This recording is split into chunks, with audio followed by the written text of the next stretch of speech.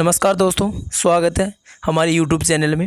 आज हम हमारे श्रीमान प्रधानमंत्री नरेंद्र मोदी जी के जन्मदिवस के उपलक्ष्य में उनकी जीवनी के बारे में कुछ तथ्य बताएंगे, कैसे उन्होंने शून्य से शिखर तक अपनी यात्रा पूर्ण की। तो नरेंद्र मोदी जी का जो नाम है पूरा, श्रीमान नरेंद्र दामोदर दास मोदी जी है। उनका जन्म 17 सितंबर 1950 को वडनगर गुजरात के एक गुजराती परिवार में पैदा हुए वो। उनके पिता का नाम था दामोदर दास मूलचंद मोदी व माता का नाम था हीराबेन मोदी। वो एक मध्यम वर्गीय परिवार में पैदा हुए और अपनी जीवन को कैसे आगे बढ़ाया वो सारी जो तथ्य हैं वो आपको इस चैनल के माध्यम से बता रहे हैं। तो मोदी जी ने अपने जो बचपन का जीवन था वो अपने पिता के साथ चाय बेचने में मदद की और बाद में अपने खुद का भी स्टॉल चलाया। और अपनी छोटी सी उम्र में 8 वर्ष की उम्र में वो आरएसएस से जुड़े और जिसके साथ एक लंबे समय तक वो संबंधित रहे। उन्होंने अपनी स्कूली शिक्षा वडनगर से ही पूरी की और वडनगर के ही एक स्कूली मास्टर के अनुसार मोदी जी हालांकि एक पढ़ाई के मामले में एक औसत दर्जे के छात्र थे, लेकिन वाद विवाद और नाटक प्रतियोगिता में उनकी बेहद रुचि थी। इसके अलावा उनकी रुचि राजनीतिक विषयों पर भी नई नई परियोजनाएं आरंभ करने की थी। वो हमेशा राजनीतिक चर्चाओं में बहुत इंटरेस्ट दिखाते थे और शुरू से ही उन्होंने राजनीति में अपनी पहल कदम अच्छे बढ़ाए। 13 वर्ष की आयु में मोदी जी की सगाई हुई जसोदाबेन चमनलाल के साथ कर दी गई और जब उनका विवाह हुआ तब उनकी उम्र मात्र 17 वर्ष थी।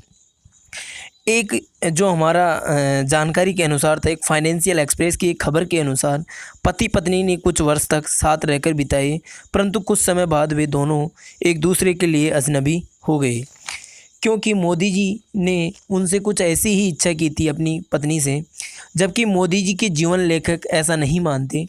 उनका कहना है कि उन दोनों की शादी ज़रूर हुई, परंतु वे दोनों एक साथ कभी नहीं रहे। शादी के कुछ वर्षों बाद मोदी जी गृह त्याग कर दिया और एक प्रकार से उनका वैवाहिक जीवन लगभग समाप्त सा ही हो गया और वो अपना घर छोड़ के विदेशी यात्रा पर निकल गए। मोदी जी के मुताबिक एक शादीशुदा उन्होंने ये भी बोला कि एक शादीशुदा आदमी के बजाय एक अविवाहित व्यक्ति भ्रष्टाचार के खिलाफ ज़ोरदार तरीके से लड़ सकता है, क्योंकि उसे अपनी पत्नी, परिवार व बाल बच्चों की कोई चिंता नहीं रहती। गृह त्याग के बाद वे सामाजिक कार्यों में योगदान दिया व कई मुहिमों में सम्मिलित हुए। जैसे कि हम उनके कुछ जो सामाजिक कार्य हैं और मुहिम हैं उनके बारे में चर्चा करेंगे। तो 2 साल की भारत यात्रा के बाद मोदी जी सन 1969-70 में गुजरात लौटे व अहमदाबाद आ गए। 1971 में वे आरएसएस के लिए पूर्णकालिक कार्यकर्ता बने और इसी के दौरान वो जो हमारे भारत और पाकिस्तान के बीच द्वितीय युद्ध हुआ था उसमें भी अपने तरुण काल में उन्होंने स्वेच्छा से रेलवे स्टेशनों पर सफ़र कर रहे सैनिकों की सेवा की। युवावस्था में वह छात्र संगठन अखिल भारतीय विद्यार्थी परिषद में भी शामिल हुए व साथ ही साथ भ्रष्टाचार विरोधी नवनिर्माण आंदोलन में भी हिस्सा लिया। वे आरएसएस के प्रचारक रहते हुए सन 1980 में गुजरात विश्वविद्यालय से राजनीति विज्ञान में स्नातकोत्तर परीक्षा दी व स्नातकोत्तर की डिग्री प्राप्त की। शुरू से ही उनकी राजनीति में इतनी अच्छी रुचि थी कि उन्होंने स्नातकोत्तर जो डिग्री प्राप्त की वो भी राजनीति विज्ञान से ही प्राप्त की।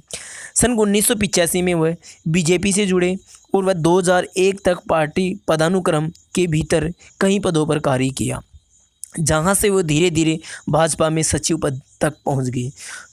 दोस्तों, उन्होंने भाजपा में सम्मिलित होने के बाद वो राजनीति में इतनी तन्मयता से काम में किया कि उनकी जो उपलब्धियां थी बहुत ही जल्दी उन्हें मुकाम तक पहुंचाने मंजिल हासिल करने के लिए मजबूर होना पड़ा।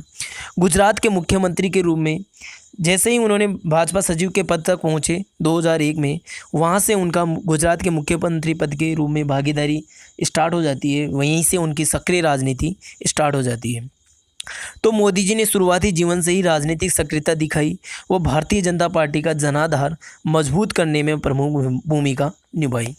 गुजरात के शंकर सिंह वाघेला का जनाधार मजबूत बनाने में मोदी जी की ही रणनीति मानी जाती है।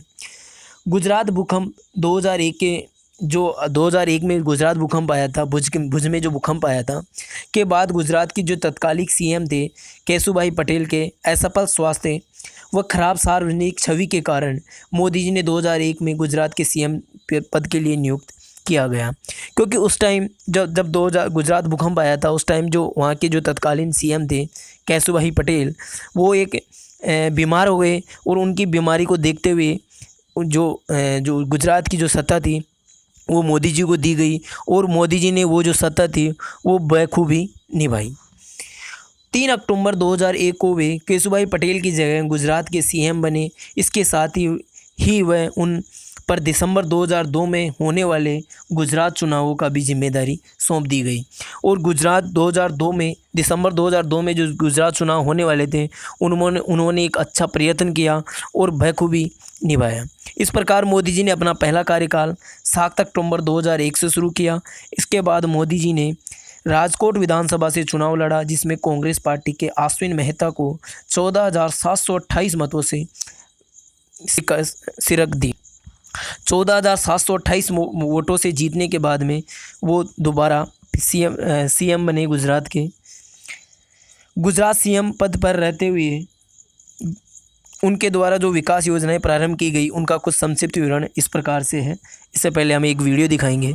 सौगंध मुझे है मिट्टी की, मैं देश नहीं मिटने दूंगा, मैं देश नहीं रुकने दूंगा, मैं देश नहीं झुकने दूंगा।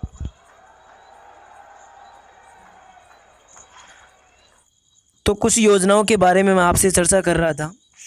तो जो गुजरात विकास योजनाएं प्रारंभ की गई थी उनके द्वारा, उनकी संक्षिप्त मैं आपको जानकारी दूंगा। तो फर्स्ट जो योजना थी उनकी थी पंचामृत योजना। पंचामृत योजना गुजरात राज्य के एकीकृत विकास की पंचायती योजना थी। उसके बाद में दूसरी योजना थी उनकी जो सुजलाम सुफलाम, वो राज्य में जल स्रोतों का उचित व समेकित उपयोग, जिससे जल की बर्बादी को रोका जा सके। जल की उपयोगिता के लिए और जल को बचाने के लिए ये योजना शुरुआत की गई, सुजलाम सुफलाम। तीसरी योजना थी उनकी कृषि महोत्सव। कृषि महोत्सव योजना का शुभारंभ उन्होंने उपजाऊ भूमि के लिए शोध प्रयोगशालाएं खोलने के लिए किया गया। तीसरी योजना थी चिरंजीवी योजना।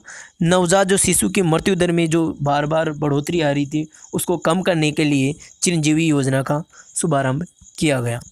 नेक्स्ट योजना थी उनकी मातृ वंदना योजना। वो जच्चा बच्चा के स्वास्थ्य की रक्षा हेतु के लिए, जो हमारा जो नवजात शिशु जन्म ले रहा है उसके स्वास्थ्य की रक्षा के हेतु मातृ वंदना योजना का शुभारंभ किया गया। नेक्स्ट योजना थी उनके द्वारा बेटी बचाओ योजना। तो बेटी बचाओ योजना में भ्रूण हत्या व लिंगानुपात पर अंकुश लगाने के लिए बेटी बचाओ योजना का शुरुआत की गई। नेक्स्ट योजना थी ज्योति ग्राम योजना। प्रत्येक गाँव में बिजली पहुँचाने हेतु ज्योति ग्राम योजना का शुभारंभ किया गया। नेक्स्ट योजना है कर्मयोगी अभियान। सरकारी कर्मचारियों में अपने कर्तव्य के प्रति निष्ठा जगाने हेतु कर्मयोगी अभियान चलाया गया। नेक्स्ट योजना थी अपनी कन्या कल्याणवाणी योजना। ये गुजरात में साक्षरता और शिक्षा के प्रति जागरूकता लेने के लिए गई। उसके आगे थी बाल भोग योजना। ये निर्धन छात्रों को विद्यालयों में दोपहर का भोजन दिलाने के लिए। इसके अलावा ही मोदी जी ने इन योजनाओं के अलावा भी मोदी जी ने वन बंधु विकास कार्यक्रम चलाया। उसके अंदर एक 10 सूत्रीय परियोजनाएं चलाई गई, जिनमें उनकी मुख्य थी 5 लाख परिवारों को रोजगार, उच्च शिक्षा की गुणवत्ता, आर्थिक विकास, स्वास्थ्य, आवास, साफ स्वच्छ योजना, पेयजल, सिंचाई, समग्र विद्युतीकरण, प्रत्येक मौसम में सड़क मार्ग उपलब्धता व शहरी विकास। इसके साथ ही उनका जो गुजरात जो सीएम का टाइम था वो करीबन 2001 से शुरू हुआ और 2014 तक वो सीएम पद पर बने रहे गुजरात के। और वहीं उसके बाद में वो 2014 के लोकसभा चुनावों में कूद पड़े। 2014 के जो लोकसभा चुनाव हुए उनके प्रधानमंत्री पद के वो उम्मीदवार बने। गोवा के भाजपा कार्यकारिणी समिति नरेंद्र मोदी को 2014 के लोकसभा चुनावों व अभियानों की कमान सौंपी गई। वह 13 सितंबर 2013 को हुई संसदीय बोर्ड की बैठक में आगामी लोकसभा चुनावों के लिए प्रधानमंत्री पद का उम्मीदवार घोषित कर दिया गया। वह इस अवसर पर ही पार्टी के शीर्ष नेता लालकृष्ण आडवाणी मौजूद नहीं रहे। वह पार्टी अध्यक्ष राजनाथ ने घोषणाओं की और संपूर्ण कमान चुनावों की संभाली। तो दोस्तों उन्होंने अपनी जो सांसद प्रत्याशी के रूप में उन्होंने जो देश की 2 लोकसभा सीटों को चुना, वो एक वाराणसी थी और एक वडोदरा थी। दोनों से उन्होंने चुनाव लड़ा और दोनों ही क्षेत्रों से भारी मतों से विजयी हुए। चुनाव अभियान की शुरुआत जो उन्होंने की 2014 के लोकसभा चुनाव में, वो 26 मार्च 2014 को मां वैष्णो देवी के आशीर्वाद के साथ जम्मू से की व समापन मंगल पांडे की जन्मभूमि बलिया से किया। परिणामस्वरूप चुनावों में राष्ट्रीय जनतांत्रिक गठबंधन 336 सीट जीतकर सबसे बड़े संसदीय दल के रूप में उभरा। वहीं अकेले बीजेपी ने 182 सीटों पर विजयी प्राप्त की। यह बीजेपी की बहुत बड़ी जीत थी। वह विपक्षी दल कांग्रेस केवल 44 सीटों पर सिमटकर रह गई। वह मोदी जी स्वतंत्र भारत में जन्मे प्रथम व भारत के 15वें प्रधानमंत्री बने। 26 मई 2014 को प्रधानमंत्री पद की शपथ ली। वडोदरा सीट से इस्तीफा दिया। वह यूपी की वाराणसी सीट को प्रतिनिधित्व करने का फैसला लिया और यह घोषणा की कि वे गंगा की सेवा के साथ ही इस प्राचीन नगरी का विकास करेंगे। राष्ट्रपति रामनाथ कोविंद जी ने पद की शपथ दिलवाई। वह पीएम पद पर रहते हुए नरेंद्र मोदी जी ने जो भारतीय अर्थव्यवस्था के लिए जो महत्वपूर्ण उपाय किए, उन उपायों के बारे में हम आपको बताएंगे, जो आपको एक लिस्टिंग के माध्यम से मैं बता रहा हूँ।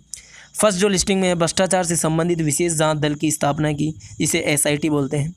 योजना आयोग की समाप्ति की। वह समस्त भारतीयों के अर्थव्यवस्था की मुख्य धारा में समावेशन हेतु प्रधानमंत्री जनधन योजना का आरंभ किया। रक्षा उत्पादन क्षेत्र में विदेशी निवेश की अनुमति। 45% का कर देकर कालाधन घोषित करने की छूट। 7वें केंद्रीय वेतन आयोग की सिफारिशों की स्वीकृति की। रेल बजट प्रस्तुत करने की प्रथा की समाप्ति की। रेल बजट और आम बजट को एक ही किया। काले धन तथा समानांतर अर्थव्यवस्था को समाप्त करने के लिए 8 नवंबर 2016 से 500 व 1000 के प्रचलित नोटों को अमान्य कर दिया।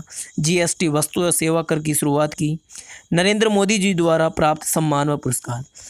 दोस्तों, केवल भारत में ही नहीं, उन्होंने विदेशों तक भी अपना आगाज़ जमाया और उसके लिए उन्होंने कुछ पुरस्कार प्राप्त किए विदेशों से। फेब 2019 में सियोल शांति पुरस्कार दक्षिण कोरिया से प्राप्त किया उन्होंने। अप्रैल 2016 में सऊदी अरब से उच्चतम नागरिक सम्मान अब्दुल अजीज अल उस के आदेश से भी सम्मान प्राप्त किया। जून 2016 में अफगानिस्तान के सर्वोच्च नागरिक सम्मान अमीर अमानुल्लाह खान अवार्ड से सम्मानित हुए। सितंबर 2018 में champions of the earth award से सम्मानित हुए। यह अवार्ड उन्हें अंतर्राष्ट्रीय सौर गठबंधन व एक ही बार इस्तेमाल किए जाने वाले प्लास्टिक से देश को मुक्त करने के संकल्प के लिए दिया गया। 4 अप्रैल 2019 को संयुक्त अरब अमीरात के अपने ऑर्डर ऑफ द जयद नामक सर्वोच्च नागरिक पुरस्कार से सम्मानित हुए। 12 अप्रैल 2019 को रूस ने अपने सर्वोच्च नागरिक सम्मान सेंट टू एंड्रू ऑर्डर ऑफ से सम्मानित किया गया। तो ऐसा नहीं कि दोस्तों मोदी जी ने केवल अपने देश में ही परचम फहराया, विदेशों में इतना परचम फहराया कि वहाँ से अच्छे अच्छे अवार्ड प्राप्त किए। उनकी जो वैश्विक छवि है, 2004 में फोर्ब्स पत्रिका के अनुसार सबसे शक्तिशाली व्यक्तियों में से उन्होंने 14वां स्थान प्राप्त किया। 2015 में उन्होंने 9वां स्थान प्राप्त कर लिया और 2016 में पुनः 9वां स्थान ही प्राप्त किया। तो ये कैसे उन्होंने शून्य से अपने जीवन को चमत्कारिक रूप से आगे बढ़ाया, जो आपको इस वीडियो के माध्यम से मैं बताया गया है। कैसे उन्होंने अपने जीवन को एक शून्य से बहुत ही ऊंचे, जिसकी एक आम नागरिक सामान्य परिवार में जन्म लेके सोच भी नहीं सकता। धन्यवाद दोस्तों पूरा देखने के लिए। लाइक करें, सब्सक्राइब करें चैनल को और वीडियो को शेयर करें। धन्यवाद। सौगंध मुझे इस मिट्टी की, सौगंध मुझे इस मिट्टी की, मैं देश नहीं मिटने दूंगा। जाग रहा है देश मेरा, जाग रहा है देश मेरा, हर भारतवासी जीतेगा। जाग रहा है देश मेरा, हर भारतवासी जीतेगा। सौगंध मुझे इस मिट्टी की, मैं देश नहीं मिटने दूंगा।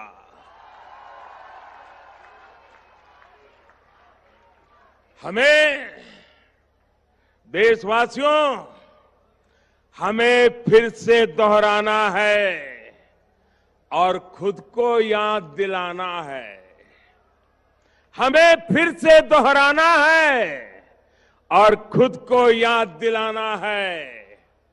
न भटकेंगे, न अटकेंगे, कुछ भी हो, हम देश नहीं मिटने देंगे। सौगंध मुझे इस मिट्टी की, मैं देश नहीं मिटने दूंगा। मैं देश नहीं रुकने दूंगा, मैं देश नहीं झुकने दूंगा।